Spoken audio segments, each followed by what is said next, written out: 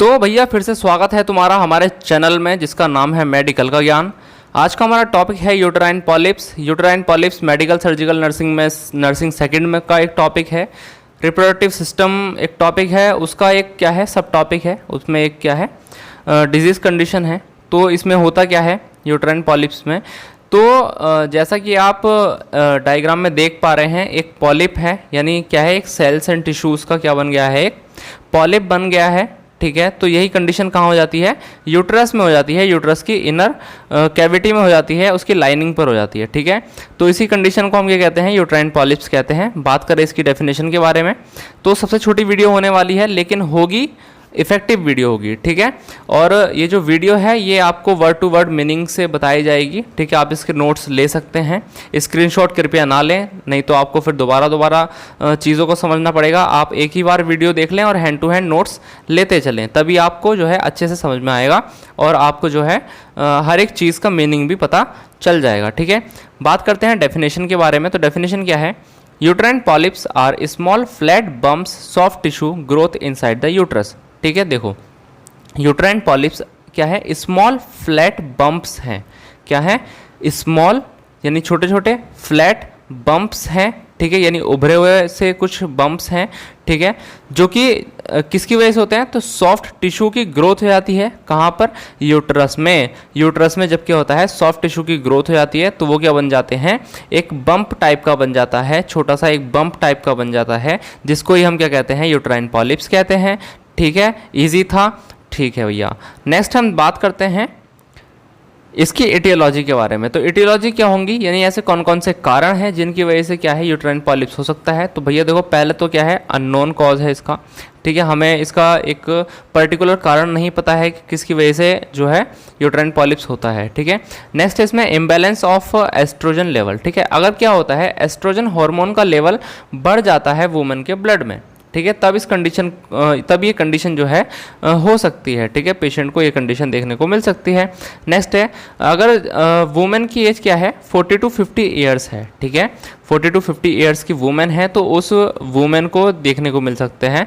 Next है, menopause के बाद ये कंडीशन देखने को मिल सकती है। मेनोपॉज के बाद से क्या इसका लॉजिक है, तो इसमें क्या होता है जितने भी जो प्रोसेस है, मेनोपॉज जो है इसमें हार्मोन्स वगैरह का डिस्टर्बेंस होता है, जिसकी वजह से भी क्या होता है ये चीज़ें देखने को मिल सकती हैं। ठीक है, नेक्स्ट है ओवरवेट। अगर कोई वुमेन क्या है ओवरवेट है, ठीक है, उसका जो वो क्या है वुमेन थोड़ा मोटापा है उस वुमेन को, तब उस कंडीशन में क्या है यूट्राइन पॉलिप्स की कंडीशन देखने को मिल सकती है। हाइपरटेंशन वाली जो कंडीशन है इसमें भी देखने को मिल सकता है क्या यूट्राइन पॉलिप्स, क्योंकि जो है स्वेलिंग वगैरह आ सकती है। ठीक है, जो वहाँ पर जो क्या है ब्लड वेसल्स होती हैं उनमें स्वेलिंग आ सकती है, तो उस कंडीशन में भी देखने को मिल सकती है क्या यूट्राइन पॉलिप्स। ठीक है, नेक्स्ट हम बात करते हैं इसके साइन एंड सिम्टम्स के बारे में, जो कि बहुत ही ज़्यादा आसान है।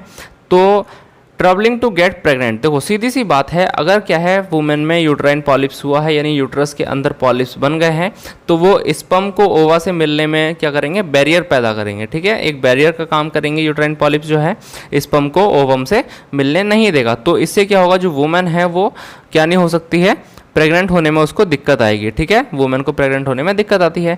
उसके बाद है इरेगुलर मेंस्ट्रुअल पीरियड। अब क्या होता है इस चीज़ की वजह से क्या हो सकता है, मेंस्ट्रुअल पीरियड भी उसका इरेगुलर हो सकता है। ठीक है, मंथली एक टाइम पे नहीं आएगा, वो आगे पीछे हो सकता है, या फिर क्या है शॉर्ट हो सकता है मेंस्ट्रुअल पीरियड, है ना, कभी कुछ दिन का हो सकता है या फिर कभी उसका टाइम बढ़ भी सकता है। ठीक है, नेक्स्ट है इसमें एबनॉर्मल वजाइनल डिस्चार्ज। तो अगर क्या होगा यूट्राइन पॉलिप्स की कंडीशन है तो वजाइनल डिस्चार्ज की कंडीशन भी देखने को मिल सकती है। ठीक है, नेक्स्ट है इसमें पेल्विक पेन। अब देखो यूट्राइन पॉलिप्स है तो पेल्विक पेन की कंडीशन देखने को मिल सकती है। ठीक है, क्या पता उसमें इन्फेक्शन हो जाए या इन्फ्लामेशन हो जाए, तो ये सारी चीज़ें भी होती हैं। ठीक है, नेक्स्ट है फ्रीक्वेंट यूरिनेशन।